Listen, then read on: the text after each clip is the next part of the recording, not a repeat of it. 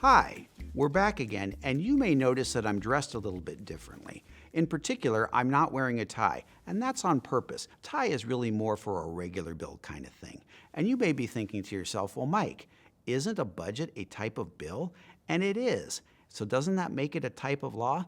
Well, kinda. In Washington State, we budget for 2-year periods, a biennium. If you go read the Washington State Constitution, you'll find all kinds of interesting things in there. But if you get to the part about the legislature, you may find that the only thing the Constitution charges them with doing is passing a budget. They have to do that. But their budget is maybe a little different than budgets that you might be familiar with. Now, it does involve money. And it does involve spending. And in fact, in its simplest form, that's what it is. The state takes in money, and the state looks at all the needs of the state and its residents, and it spends the money, and the way it does that is in a budget. I've been talking as if we only have one budget, but in fact, we have 3 budgets. And while that seems like a lot, it's actually an attempt to streamline things and kind of categorize them. The first budget I'm going to talk about is the operating budget. We can call that the big budget. And that's probably the one you're thinking of when you think about budgets. That's where your schools are, your health care, your parks, all that kind of stuff. It's hundreds and hundreds of pages and many billions of dollars with all the operations, it's right in the name, all the operations, well, most of the operations of the state are in that operating budget. But there's 2 other budgets.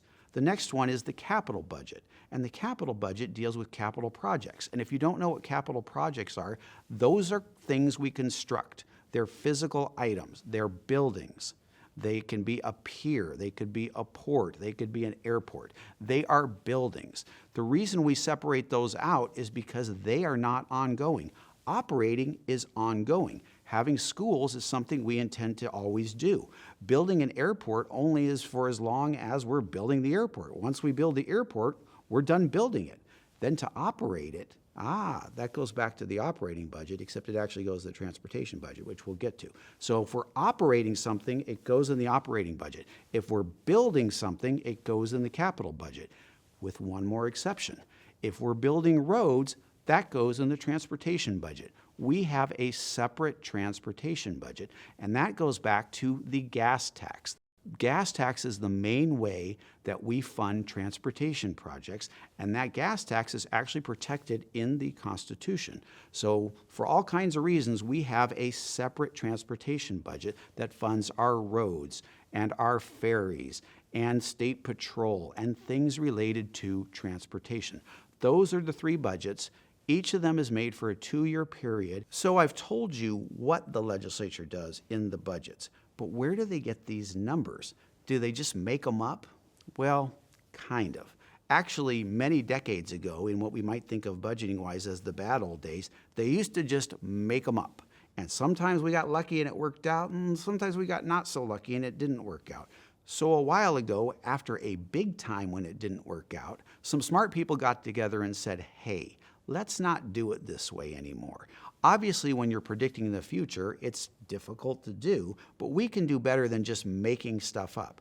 Let's get some professional, smart people to look at this and give us forecasts. Let's have an economic or revenue forecast, and let's have a caseload forecast so that we know how much money is coming in and how much we think we need to spend. So that's what we do now. So several times a year, I think it's 4 times a year, we get an economic revenue forecast and we get a caseload forecast.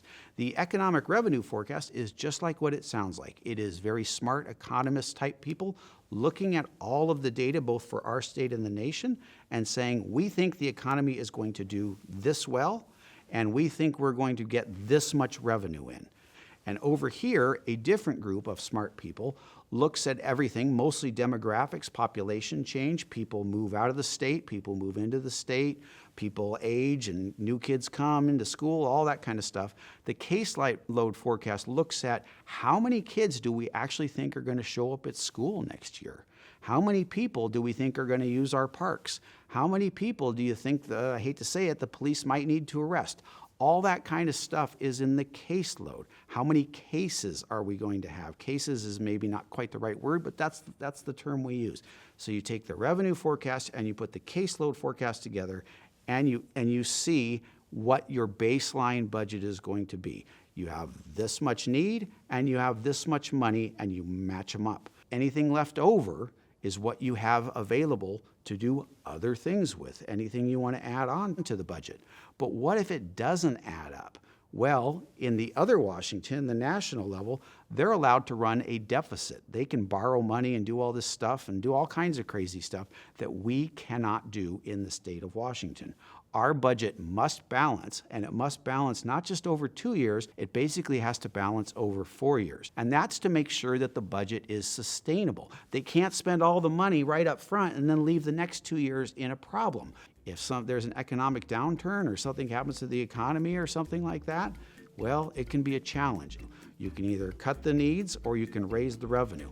And those are tough choices the legislature has to make.